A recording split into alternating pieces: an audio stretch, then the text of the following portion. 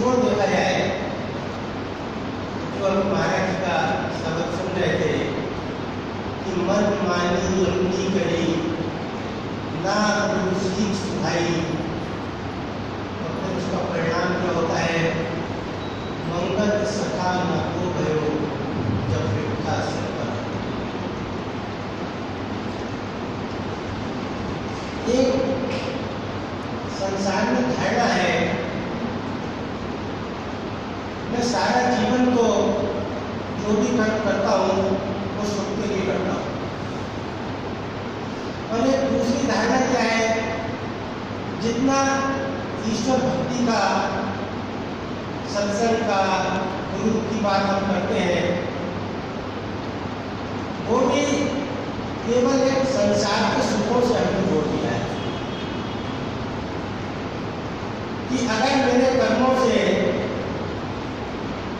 जिस सुख की मैं इच्छा कर रहा हूँ, जिन सुखों की, वह सुख मुझको प्राप्त नहीं हो पा रहे हैं, तो इसका मतलब ईश्वर की कृपा में कुछ कमी है। तो उसके फिर उपाय करता हूँ, और वो उपाय को संसार में बहुत लोग बताते हैं कि ऐसा उपाय करो, ऐसा उपाय करो, तो ये ईश्वर प्रसन्न होंगे, लक्ष्मी माता, बहुत प्रकार की जो समाज में पूजा पाठ प्रचलित है वो सब हम करते हैं। तो अपना कर्म भी सुख के लिए और ईश्वर की भक्ति भी संसार के सुखों के लिए, ये आम धारणा बनती है।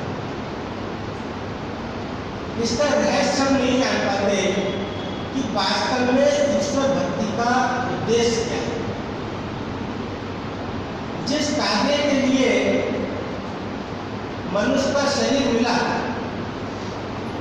शास्त्र कहते हैं कि इसका केवल एकमात्र उद्देश्य है ईश्वर की भक्ति करना, इसके लिए मनुष्य का शरीर मिला है केवल, और इसका कोई उद्देश्य नहीं। हमने उद्देश्य बना दिया कि मनुष्य का शरीर केवल संसार के सुख भोग नाम यश प्राप्त करने के लिए मिला है।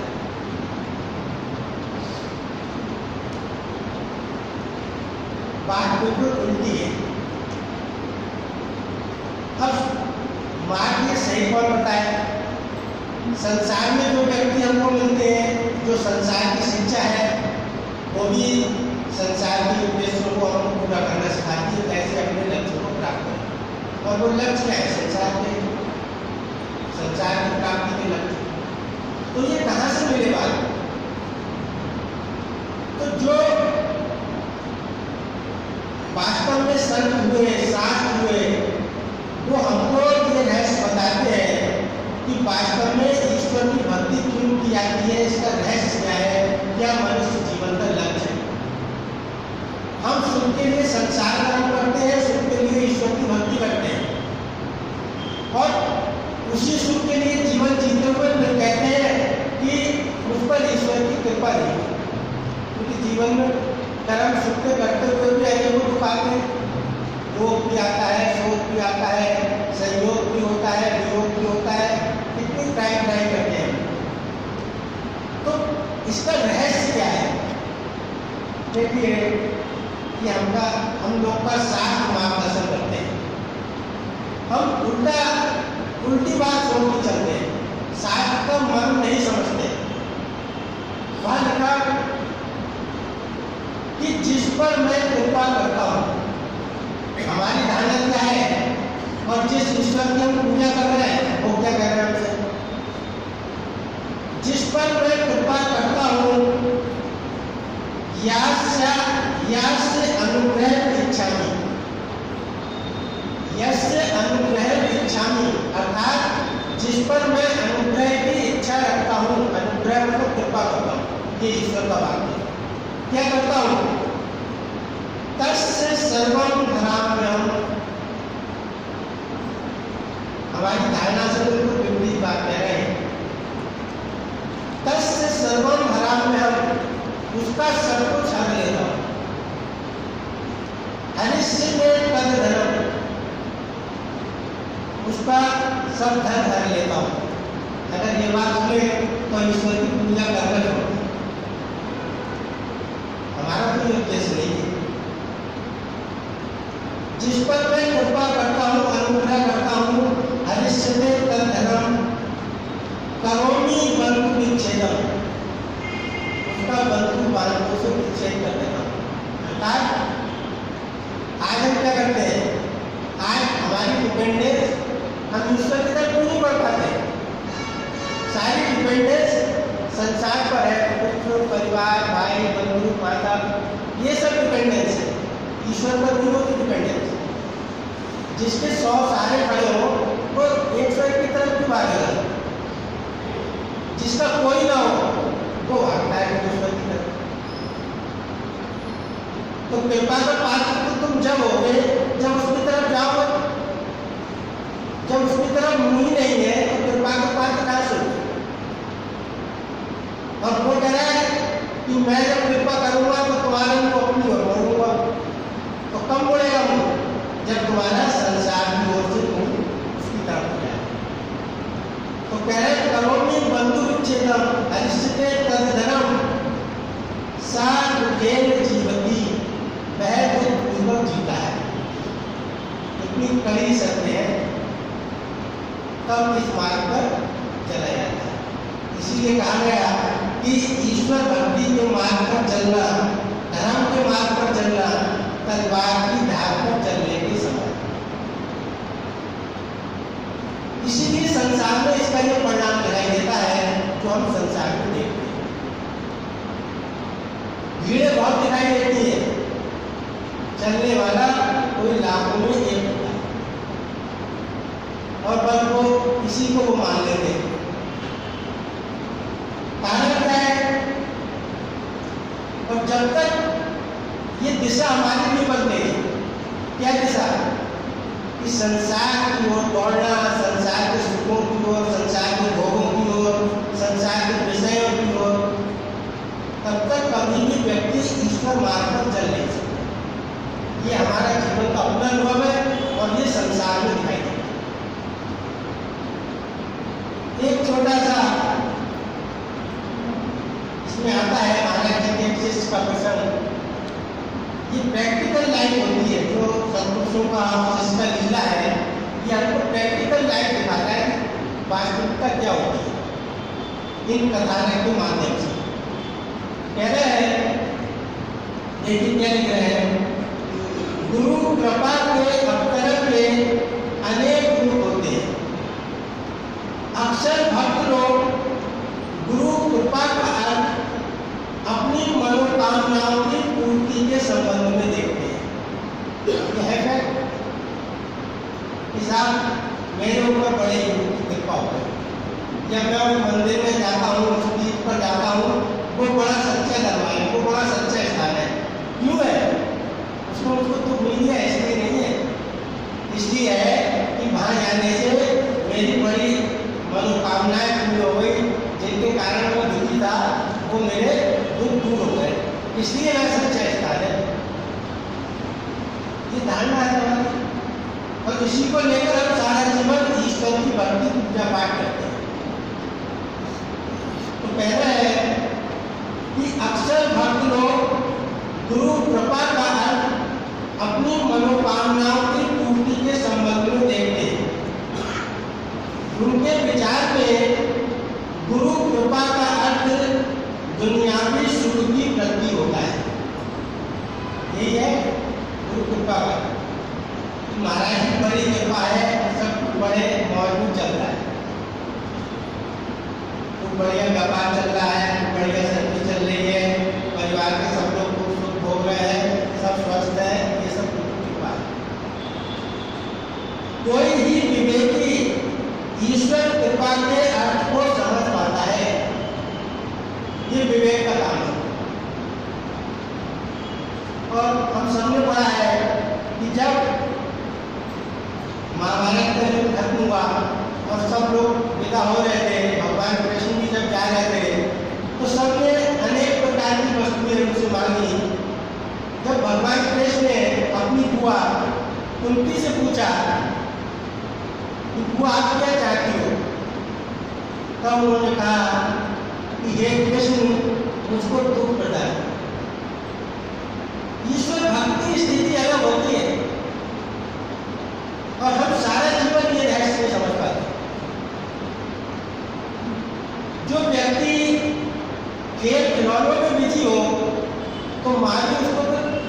उन्हें छोड़ देती है और अपने घर का काम करने लगती है, उसको खिलौने पकड़ा देती है कि अब ये खेल में मस्त है, चलो मैं अपने काम करूँ।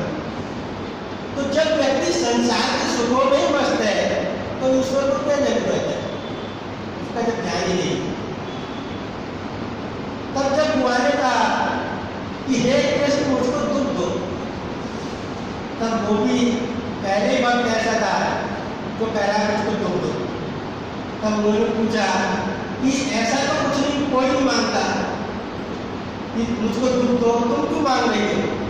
तब कहा कि सुख में तो आदमी संसार में भागता है, लेकिन दुख इसलिए मांग रही हूँ ताकि तुम्हारी याद निरंतर बने। ये दुख का प्रभाव है, ये दुख का रहस्य है, ये दुख का खेल है कि अगर व्यक्ति में विद्या है, ज्ञान है, तो दुख उसको वरदान बन जाता है। और सुख तो श्राप है, ये बात तो निश्चित है। कोई व्यक्ति ये कहे, ये तो निश्चित है कि सुख श्राप है संसार में,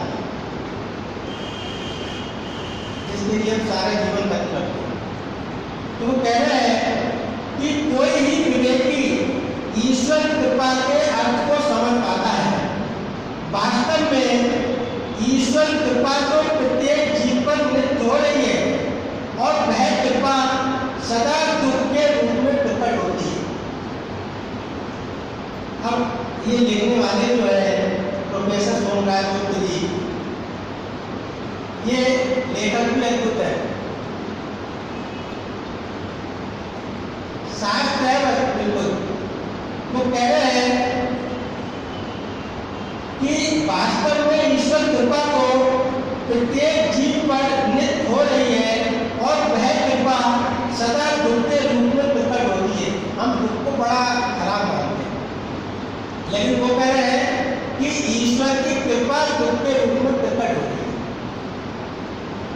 दुख एक इलाज है। अगर हमारे शरीर में दर्द ना हो, क्योंकि हम दर्द से बहुत भय खाते हैं, उनको तकलीफ ना हो, दर्द ना हो शरीर में। अगर शरीर में दर्द ना हो तो कभी हमने विचार किया शरीर की क्या गति होगी? ये शरीर सड़ जाएगा, गल जाएगा, हमको इसका बोध भी नहीं होगा अगर दर्द ना हो। अगर दर्द ना हो और हमारे कोई पीड़ा चढ़ जाए और वो काटे, हमको दर्द ना हो तो क्या हमें पता चलेगा? और वो क्या करेगा? वो जंग को और बड़ा बड़ा बड़ा करता जाए। कहीं पर शरीर में थोड़ा उलझी हो जाए और हमको दर्द ना हो तो क्या हमको पता चलेगा? और उसका परिणाम फिर क्या होगा कि वो अंदर ही अंदर शरीर को सड़ाता रहेगा। दर्द होता है तभी तो मेहनत होते हैं और तुरंत उसका इलाज करते हैं, शरीर को सड़ने गलने से बचा लेते हैं। यही दुख का है। दुख प्रभु ने इसलिए बनाया, दुख एक इलाज है। इलाज इसलिए कि जिस प्रभु से हम दूर हो गए उसकी हमको याद आए। जैसे जनरेटर हम चलाते हैं, लाइट चली आती है, जनरेटर चलाते हैं तो एक सिस्टम उसके साथ जोड़ लेते हैं अलार्म का। जैसे ही लाइट आई तभी अलार्म बज जाता है और हमको पता चल जाता है कि लाइट आ गई, जनरेटर बंद कर दो। यही दुख का है। दुख एक सिग्नल है कि हम, क्या सिग्नल है कि हम ईश्वर को भूल गए। और जैसे ही दुख होता है और ईश्वर की याद आती है। रामायण में लिखा कि जानत हूँ अस स्वामी विशाली। हे प्रभु, हनुमान जी कह रहे हैं कि मैं ये जानता हूँ कि तुम जैसे स्वामी को, ईश्वर को भूलकर जीव का परिणाम क्या होना है? जानत हूँ अस स्वामी विशाली, फिर ही पे काहे न हो दुखाई। मैं ये जानता हूँ प्रभु कि जो जीव तुमको भूल जाएगा वो अपने को दुख में फंसा पाएगा। तो ये ऐलान है दुख जो हमको प्रभु की ओर खींचता है। संसार से हमारा एक जो हम जुड़ाव है उस पर एक ब्रेक लगता है तो टूटता है। तो ये कह रहे हैं कि वास्तव में ईश्वर कृपा तो प्रत्येक जीव पर हो रही है और वह कृपा सदा दुख के रूप में प्रकट होती है। ये दुखी है जो जीव को सदा उसके धाम की याद दिलाता रहता है। अगर हम लोग सब बहुत सुखी होते, ना कोई रोग होता, ना घर में कोई शोक होता, किसी प्रकार की कोई दिक्कत नहीं होती, तो संसार में भटकने की जरूरत थी? क्यों ईश्वर भक्ति की जरूरत थी? क्यों सत्संग की जरूरत थी?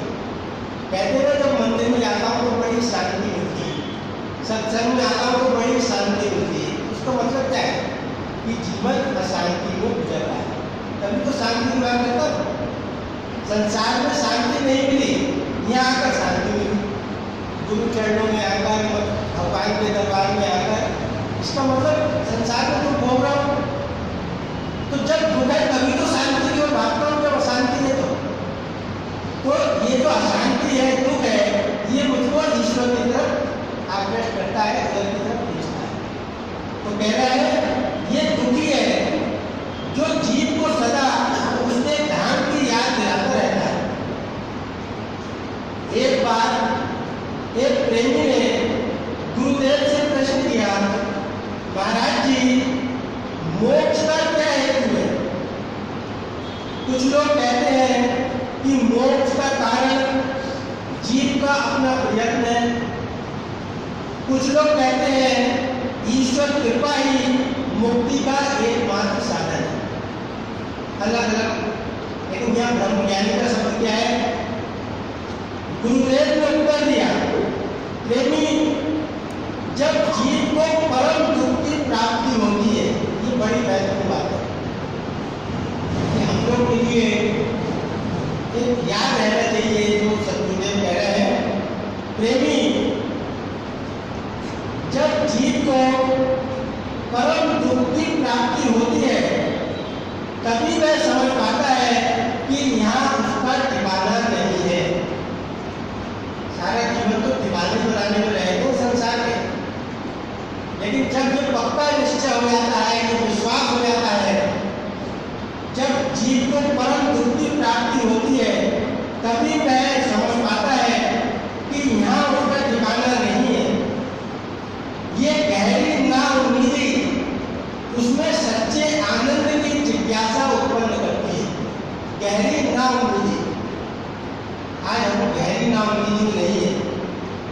आज हमारी उम्मीदें संसार पर टिकी हुई है कि इस कारण से दुख है तो शायद ये कार्य हो जाए तब ठीक हो जाएगा, ये कमी है ये पूरी हो जाए तब सुख हो जाएगा। आज दिशा संसार की ओर ही है, इसलिए ईश्वर की ओर वो गति नहीं है जो संसार की ओर गति है। संसार की ओर जो चाल है, संसार की ओर जो प्रयास है, वो ईश्वर की ओर नहीं है। कारण कि अभी संसार में उम्मीदें बरकरार हैं, लेकिन सतपुरुष क्या कर रहे हैं? ये गहरी नाउम्मीदी ही उसमें सच्चे आनंद की जिज्ञासा उत्पन्न करती है। इसलिए ईश्वर भक्ति के संग एक शब्द और आता है, वैराग। ज्ञान भक्ति वैराग। तो जब व्यक्ति के अंदर संसार के प्रति नाउम्मीदी हो जाती है, फिर वो संसार में समय खत्म नहीं करता, संसार में प्रयास नहीं करता। तो कह रहे हैं फिर उसमें सच्चे आनंद की जिज्ञासा उत्पन्न होती है। यही वैराग्य भावना देव वृत्ति है। जब वैराग्य हो गया तब इसका मतलब अब आपका मार्ग सही शुरू हुआ है। जब संसार से वैराग्य वृत्ति हो गई, फिर हम सब जानते हैं जब वैराग्य वृत्ति जाती है, गहरी नाउम्मीदी जाती है, फिर मार्ग ईश्वर की ओर चलता है। उस दिन कहा जाता है कि ईश्वर की ओर हमारा एक कदम आगे बढ़ा, आज नहीं बढ़ा। जब तक संसार में उम्मीद है तब तक ईश्वर की ओर कदम नहीं बढ़ा। इसलिए सतपुरुष कह रहे हैं ये वैराग्य भावना एक वृत्ति है, इसी को फरिश्ता कहा जाता है।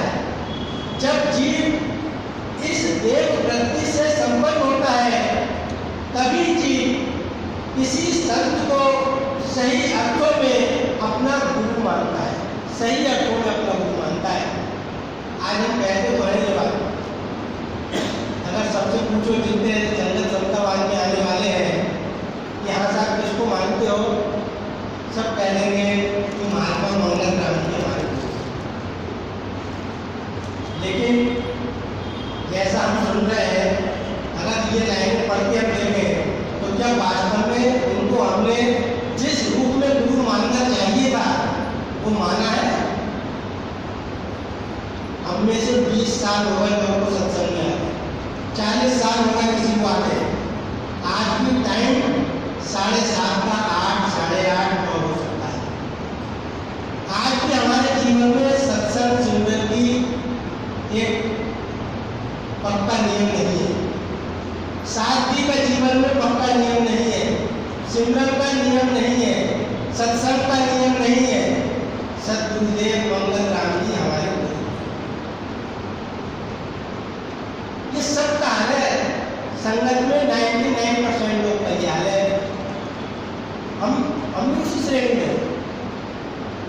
कारण क्या है? संसार में उम्मीदें जिंदा है सुख प्राप्ति की, तो पहले वो काम करूंगा, ये काम करूंगा। जो टारगेट है, जीवन का लक्ष्य वो करना है, धन कमाना है, परिवार को सुख प्रदान करना है, संसार की भोग सामग्री इकट्ठी करनी है, बच्चों को आइए, सब काम करने।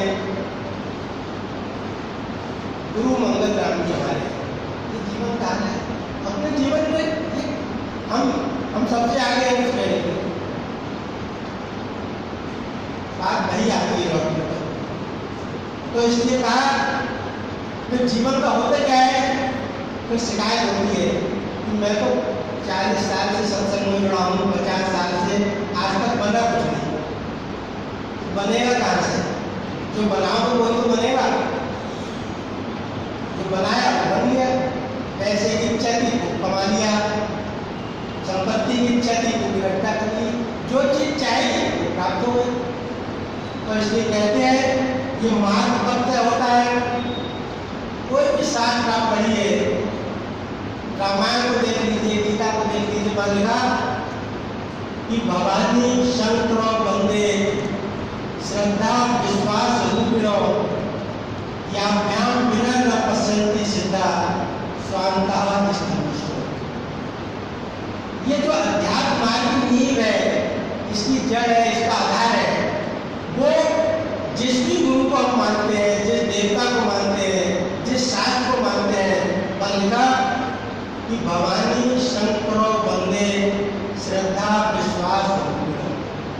मैं श्रद्धा रूपी माता पार्वती और विश्वास रूपी भगवान शंकर की वंदना करता हूँ। याभ्याम बिना न पश्यन्ति सिद्धा, जिसके बिना अर्थात उस श्रद्धा और उस विश्वास के बिना बड़े बड़े सिद्ध भी उस ईश्वर को प्राप्त नहीं कर सकते। कौन से ईश्वर को? याभ्याम न पश्यन्ति सिद्धा स्वांतः इष्टमीश्वरम, जो ईश्वर आपके अंदर विद्यमान है, दूर नहीं है। तो श्रद्धा और विश्वास इस मार्ग की पहली आवश्यकता है अगर सफलता चाहिए। और श्रद्धा का मतलब है, जगत गुरु शंकराचार्य जी ने लिखा, श्रद्धा का मतलब लिखा, श्रद्धा का कि शास्त्र और गुरु वाक्यों में सत्य बुद्धि का धारण करना, इसको श्रद्धा कहते हैं। जो जगत गुरु शंकराचार्य जी ने शास्त्र और गुरु वाक्यों में सत्य बुद्धि की यही सत्य है जो गुरु कह रहे हैं और जो शास्त्र कह रहे हैं, इसमें सत्य बुद्धि का धारण करना, इसको श्रद्धा कहते हैं। तो गुरु के वाक्यों में जितना हम सत्संग सुनते हैं, उनमें हमने कितनी सत्य बुद्धि धारण की, बात यहाँ पर आकर खड़ी होती है। तो गुरु तो हमको मिल गया,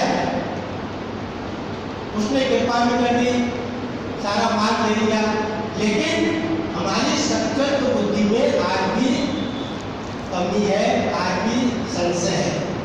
इसलिए महाराज जी को लिखना पड़ा कि मन मानी अपनी करी ना खुशी सुहाई मंगल सका न को भयो जब विकास। हम इस रहस्य को समझे कि जब तक गुरु की एक छोटी से छोटी बात भी उसके पीछे रहस्य होता है, एक आधार होता है। तो जब तक हम छोटी सी बातों को हम जीवन में धारण नहीं करेंगे, और मैं कहता हूँ सबसे छोटी बात है सत्संग में समय बढ़ाना, इससे छोटा काम नहीं हो सकता। सिमरन में तुम्हारा मन नहीं लगेगा, दान में तुम जो कह दोगे कि मेरा अपने ही पेट नहीं भरता तो दान कहाँ से करूँगा। सत्संग में तो केवल 5 मिनट में तुम्हें अखबार छोड़ना है, दूध लाना छोड़ना है, या और गप्पे मारना छोड़नी है, 5 मिनट पहले किया जाए, इससे बड़ा कोई काम नहीं है। तो जीवन में एक छोटी से छोटी चीज हमारे नहीं आ पाई, ईश्वर भक्ति की प्राप्ति बहुत दूर की बात है।